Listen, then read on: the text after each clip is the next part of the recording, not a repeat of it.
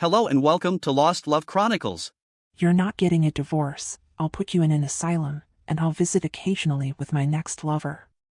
Better yet, I'll make you crawl back to me, and make you watch me have sex with young studs, while you serve me champagne. The words pierced through my heart and killed the very shred of love I had for my wife. Let me take you back a few days. On the eve of my 50th birthday, I decided to forego the typical workplace celebration.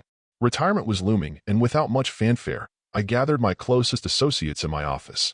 We cracked open a couple of bottles of whiskey, indulged in a few snacks, and engaged in heartfelt conversations. As the clock neared 8 in the evening, we bid our goodbyes and headed home. I was in no condition to drive, so I called a cab and made my way home without sparking any debates with my wife. No demands were made. I simply undressed and crashed in the hall. The next day, the head of the department handed me a pension certificate and a box containing a tea set as a parting gift. I couldn't help but feel a twinge of betrayal, though the chief attempted to show support, signaling that the decision came from higher up. I accepted the certificate, shook the sweaty palm of the man who delivered the news, and left the office without uttering a word. Yuri, my former boss, pleaded for me to hand over my responsibilities to a new employee, but I brushed it off, stating I was off to go fishing. This phase of my life had come to an end. I loaded up a box of my belongings into the trunk, placed the tea set on the seat, and took the wheel of my SUV. With no particular destination in mind, I decided to drop the boxes off at our country house, a property that, truth be told, belonged more to my wife. It was a place she had earned through her success in law, a field she had excelled in while I lingered in the shadows. Our journey together started in college, marrying young while she pursued law, and I delved into the Polytechnic Department of Radio Engineering. Our family expanded with the birth of our son, Dima, shortly after our wedding, followed by our daughter, Moshe, for years later. After serving 2 years in the Army, I worked in my institute specialty, while Sveta carved her niche in business law, eventually establishing a thriving law firm. As the years passed, Sveta earned fame and credibility in our city, handling complex cases for rich and famous businessmen. Meanwhile, I remained content in the background, not bothered by the overshadowing success of my wife. She had always been considerate of my preferences, knowing well that social events and parties were not my cup of tea. I found solace in hunting and the occasional fishing trip. While I didn't actively participate in Sveta's social circles, it didn't mean I was oblivious to her activities.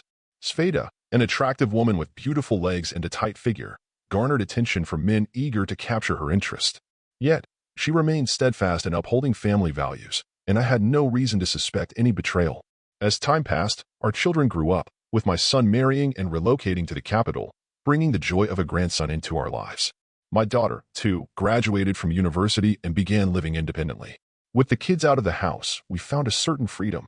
Sveta had overseen the construction of a spacious country house, allowing us to enjoy fresh air away from the city's pollution. As I pulled up to the house, I noticed Sveta's car parked in the driveway, a surprise considering she was supposed to be at work. Plans could have changed, I thought. Taking my time, I ascended to the second floor, carrying boxes of miscellaneous items. I carefully arranged them in my office and was about to head back down to the car when strange noises emanated from the guest bedroom at the end of the hall. Intrigued and somewhat concerned, I approached the source of the commotion, my senses on high alert. Surprise and alarm gripped me as I approached the loosely closed door, behind which emanated painfully familiar noises.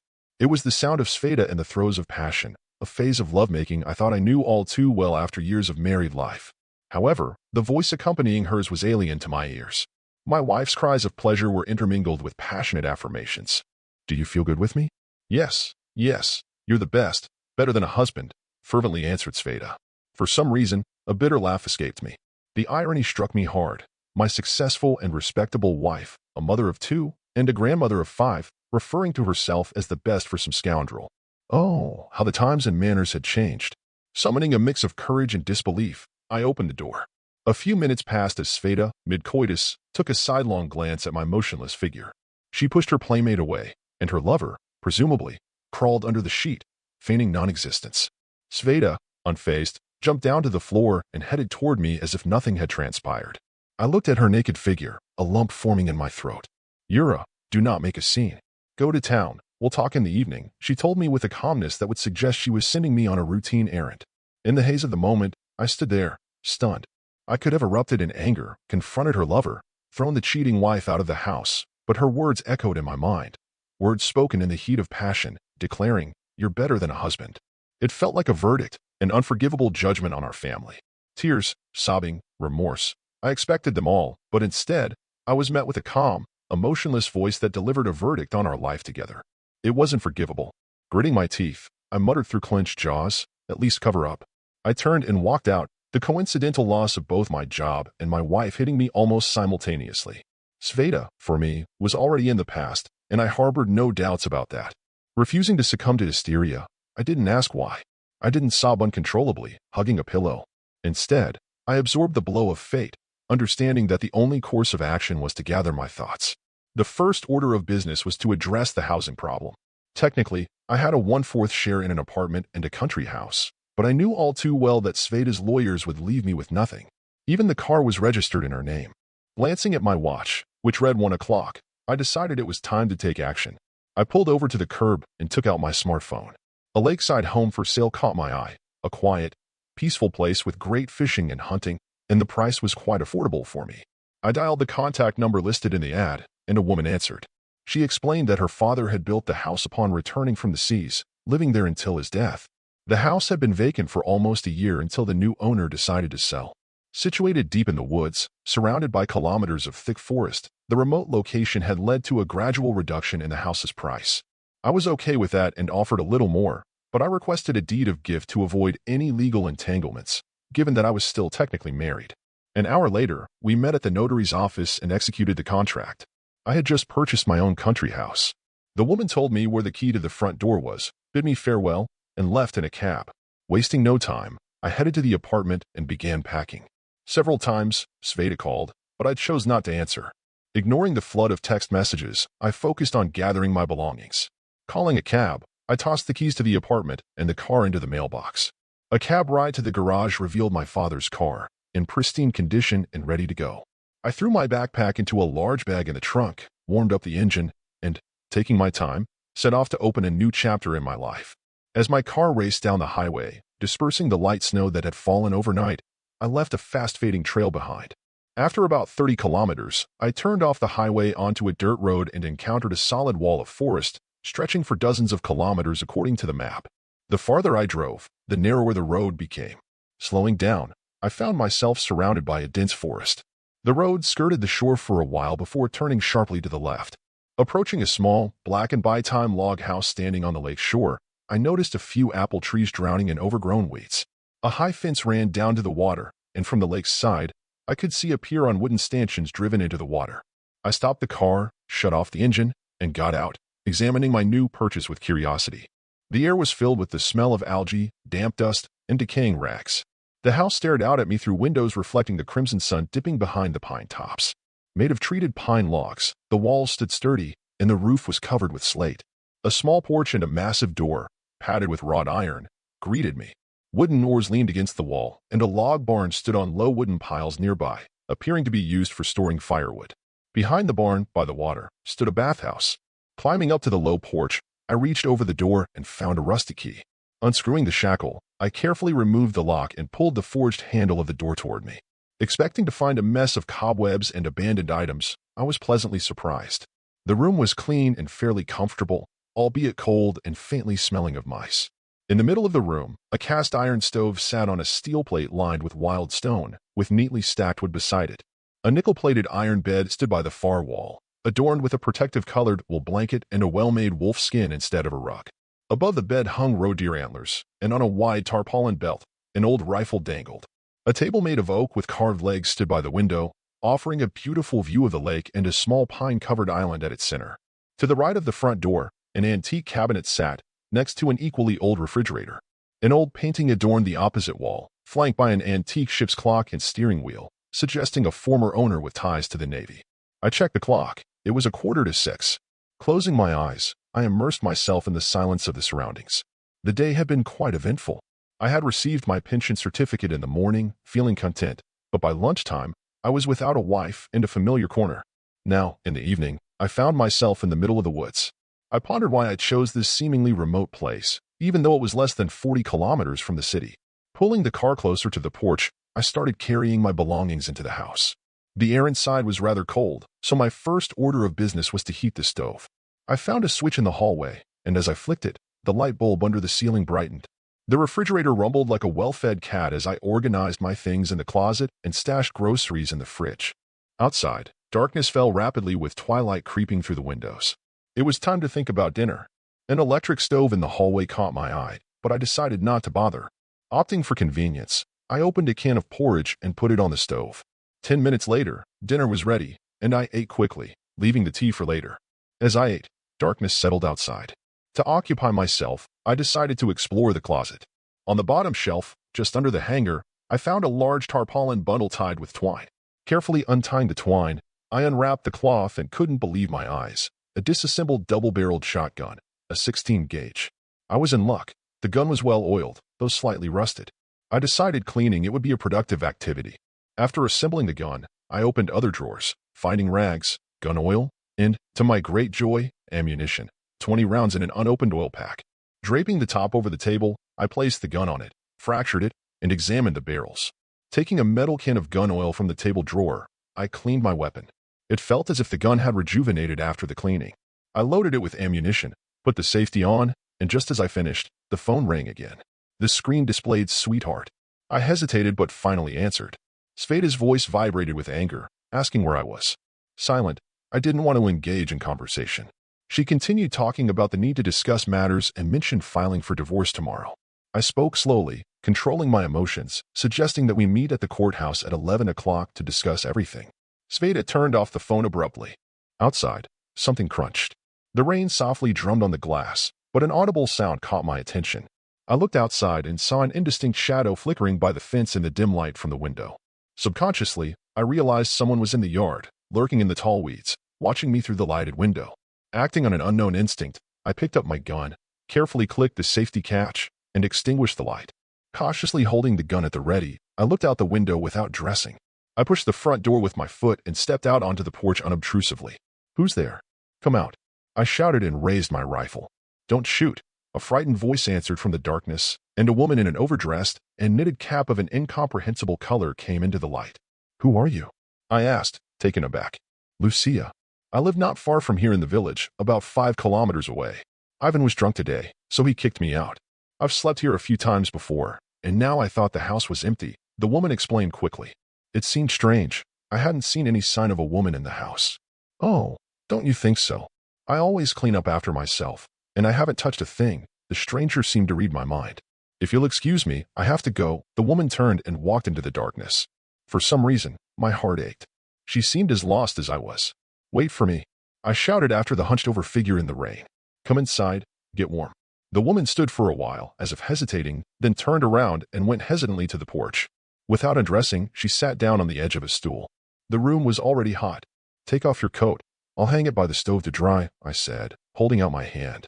She hesitantly took off her coat and hat. She wasn't old at all, about 45 years old, with unwashed hair and a bruise under her right eye. Ivan was evidently a harsh man. The woman had a stale nightie under her coat. She must have jumped out in what she was wearing, just her coat and hat. I looked at her feet. They were in a man's rubber boots, 5 sizes larger. Lucia caught my gaze and tried to put her feet under the stool. "How often does Ivan treat you this way?" I asked, hanging my coat on the back of the chair. "No, once or twice a week. He's good, but when he drinks, he swears." The woman tried to cover the yellow bruises on her arms with the short sleeves of her nightie. "He shelters me, feeds me, clothes me. Well, he's a husband." I grinned, remembering Sveta. He is supposed to support his wife. We are not married, so we live. I help him with the household, with the children. His wife died, and now he has 3 children left. Lucia sighed. "I sleep in the old banya. There's no room in the house. I only stay at home when he feels like it, or when friends come over." She didn't finish and blushed. "What morals? Ivan's not greedy either, sharing his woman with his friends. Why don't you get away from such a life?" "Where to? Who needs me? And I don't have a passport." Lucia was silent, with her head down. It seemed to me that she silently cried. I took stewed meat out of the fridge and put the kettle on the stove. There was not much food. I did not count on guests, but it was better than nothing. "I thought about it," I said, cutting bread, and got vodka. Poured a little bit into an aluminium mug. "Have a drink, otherwise you'll get sick." The woman took the mug and looked at me apprehensively. "Drink, it's vodka," I insisted. The guest ate and began to speak. I looked out the window. The rain had increased, and the wind was rumbling over the lake. Even inside the house, I could hear the waves crashing against the pier. "All right, stay here, spend the night." And tomorrow you'll go to your Ivan, I said to Lucia. The weather's gone bad. You'll get lost again. The woman, languishing in the warmth of food and vodka, seemed relieved. Ivan hadn't spoiled her much. It was evident from her demeanor. I helped her to the bed, laid her down, and covered her with a blanket. Sitting down in a chair in front of the stove, I pressed my gun to my side and fell asleep. I was awakened by the loud calling of crows. It was a clear morning. I checked my watch. It was almost 8 in the morning. The front door creaked open, and Lucia appeared on the doorstep with a kettle in her hand, greeting me politely. Good morning. Come and have some tea, I invited her. Have you already had tea? She bent over to rub her feet, still waking up. I'm later after you. Somehow she seemed hesitant. Bring another cup and sit down, I suggested, pulling a stool for her. It wasn't much of a breakfast. The guest apparently didn't dare to open the refrigerator. I got up, opened the door, took out a can of stew and some eggs. Have a seat. We're about to have a real breakfast, I said, handing her the groceries. I went into the hallway, quickly washing my face from a washstand hanging there. In 15 minutes, the table was adorned with a frying pan with fried eggs and stew, a plate with butter, and a vase with sweets. Lucia sat motionless with her hands folded in her lap. Well, what about you? Eat, or it will get cold, I encouraged her. I put a big piece of eggs on her plate and poured a cup of fragrant tea. Will you eat with me? She asked quietly, looking straight ahead. Of course, let's eat. Otherwise, I have to go to town. I ate with gusto, drinking sweet tea. Thank you. I should probably go. Ivan would be angry, she said uncertainly. He threw you out. Why should he be angry? What will you have for breakfast? I got up from the table. I have to go now, eat. Don't hurry. Don't put the dishes away, lock the house and put the key over the front door. 40 minutes later, I arrived at the courthouse. It didn't take long to process the divorce papers, and by 10 to 11, I was sitting on a bench in the square in front of the court. I left the car a block away, just in case. At precisely 11 o'clock, Sveda's black Lexus stopped in front of the courthouse. My wife looked like a goddess who had come down to earth. I silently watched Sveda's appearance, making no attempt to attract her attention. How long have you been waiting? She asked, sitting down on the edge of the bench and scenting me with expensive perfume. Are you sulking at me? After all, nothing terrible happened. I've earned the right to a private life. I remained silent, stubbornly refusing to engage. I still love you, and I'm not going to change anything in our lives. But I'm a woman. I want attention and love. You've shot me down in every way, both as a husband and as a man. But for a woman's health, she needs some variety. She hesitated for a moment. That boy, you scared him to death. I need him to keep me in shape, to keep me healthy, after all. She looked at me questioningly, waiting for a reaction, but I stubbornly remained silent.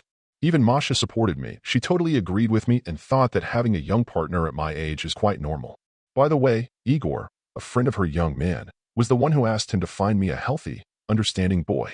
I pondered the reasons behind Moshe's smirk and the contemptuous glances he threw my way. The respect that once existed, the bond of family and marriage, had long dissipated. Finally, Europe concluded its nonsensical pursuits, and I yearned for a return to the sanctuary of family. That's enough, I urged. Satisfy your male ego elsewhere. In defiance, she asserted, many women in our circle follow my lead, and their husbands are perfectly content. If you love me, you must understand me. A hand gently landed on my knee, a gesture seeking reconciliation. Let's make peace. You are my husband, and I love only you. My stomach churned at those words. With 2 fingers, I delicately removed her hand from my knee. Don't waste time with words, I retorted, avoiding eye contact. The divorce papers were filed, and I saw no hindrance to expanding my personal life, perhaps with a few more lovers. Her tone shifted abruptly. You're not getting a divorce, she declared. I'll put you in an asylum, and I'll visit occasionally with my next lover. Better yet, I'll make you crawl back to me, serving as a witness to my newfound pleasures. In disbelief, I resisted. Who do you think you are? Her face flushed with anger. Tomorrow, our kids and I are leaving for Cyprus, where my business partner has a luxurious villa. We'll be there for 2 weeks, and Igor's joining me. He'll always be there for me, and I'll share my bed with him as I please. If you decide to return, everything can be as it was. The choice is yours. With a cold demeanor, she handed me an open-date plane ticket. You can come whenever you want. I've said my piece. The decision is yours. Without saying goodbye, she walked to the car and sat down in the driver's seat. As the car drove away, her daughter's face flashed through the window. I was already on the highway when Dima called. His barrage of questions mirrored the confusion and hurt I felt. Daddy, is it true you left Mom? You lived together for so many years. What happened? Did you find someone else? The questions were coming in like peace. Dima, calm down. These are questions you should ask your mother or your sister. I was talking and keeping my eyes on the road. Daddy, don't twist my words. Mom and Masha told me everything. How could you? I don't want to know you after that. He turned off the phone. I remembered an expression I read in some book. If a child after 15 years has not become your friend, if he does not rave about his father, he is a stranger to you. If the son does not worship his father, he is not your son. As I drove on, I reflected on the decades invested in raising our children, providing for the family, and now finding myself discarded and disrespected. The road stretched ahead, a metaphor for the unknown journey I was embarking on, a journey to rediscover myself and confront the harsh reality of a family unraveling at its seams. The scene at my house was surreal. There was a police car with its blinker on outside my house. I stopped the car and got out. There was a policeman standing on the porch pounding on the door with his fist, and the other one was sitting in the car muttering something into the radio station.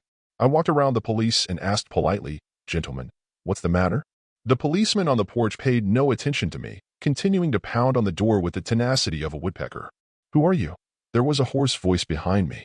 I turned around, and a second policeman was standing there with his stick at the ready, looking at me wearily.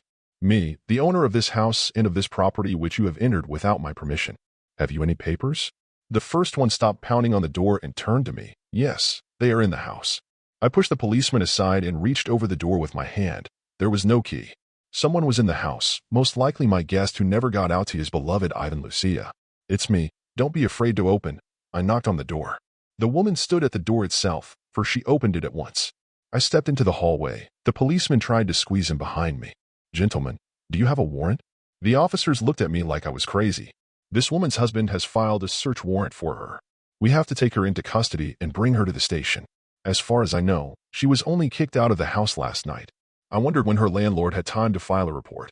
I spoke very politely, remembering to press the call button on my cell phone in my pocket. One of the policemen pushed me away and went into the house. I listened as one of the policemen spoke mockingly. "Listen, get ready. Your husband was waiting for me." The second one added, "And you, get ready. Let's see who you are." Suddenly, I felt a sharp blow from the second policeman's stick under my breath. The force knocked the air out of me, and I doubled over, hands on my chest. Lucia wanted to help, but one of the policemen grabbed her arm and dragged her towards the car. The other policeman lifted me by the collar and punched me in the chest again, saying, "You should be simpler, uncle, and people will reach out to you." He laughed loudly and said, "Citizen of Leela claims that you tricked her into the house and abused her. What do you have to say about that?" The interrogator looked at me predatorily, mentioning traces of beatings on her body. I wanted to get it over with quickly. "May I see Citizen of Lever?" I asked. The policeman put aside a fine piece of paper and suggested confessing. I found a quiet corner, seeking solitude. Just then, the door opened, and a major walked in. Judging by the brisk response of the interrogator, he was a big boss. He waved lazily at the master in charge, took the interrogation report, and said, "Sorry, Yuri, there was a misunderstanding. Citizen of Lever was mistaken. You are free to go." The major glared at the policeman, and I left the police station. A black Jeep with tinted windows awaited me outside. I sat down next to the driver, and the car shifted smoothly. A few meters away, I witnessed a drunken man assaulting Lucia, with a wretched old woman standing nearby muttering to her. Unable to stand by, I touched the driver's shoulder and opened the door. "Do you need any help?" he asked without turning his head.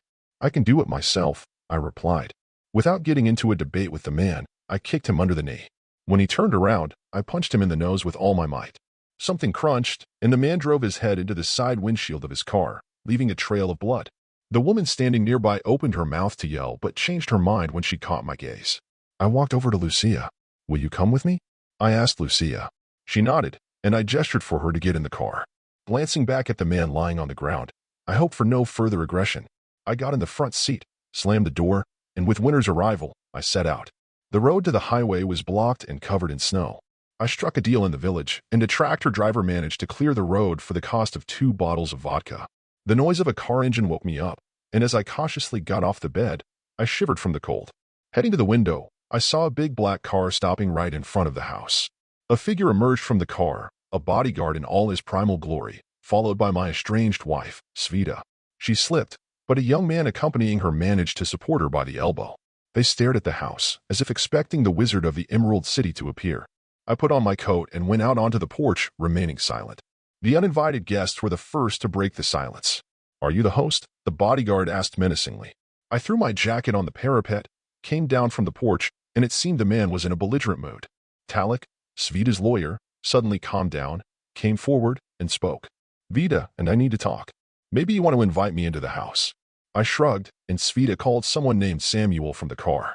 Come on in, I said, though I added, frankly, I don't like uninvited guests. Cautiously stepping on the icy steps, Sveta and the lawyer entered the hallway. I extended my hand to prevent the third man from following them. We need to talk to your mother, he said, but I stopped him with my hand against his chest. His face contorted with rage, but he couldn't do anything, and he knew it. Lucia turned around at the door and greeted the uninvited guest politely.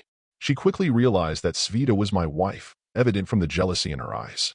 Sveta also looked curiously at Lucia, quickly getting the hint that she was comforting me. Unable to contain her emotions, she muttered through her teeth, "Tell me what you want," to which I responded angrily. The lawyer sat down on a stool and opened his briefcase.